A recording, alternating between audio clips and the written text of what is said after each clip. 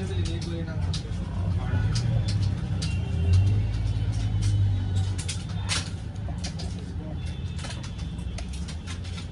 तो उल्टी होने पे लेनी है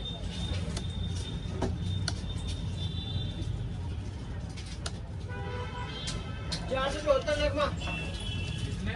474 क्या है ना आपका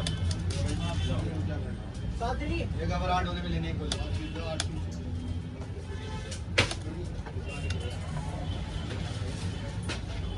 ये इंजेक्शन लगा ले 4 बार ठीक है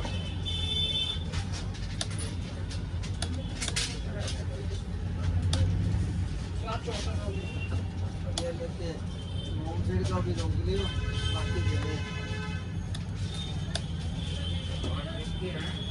8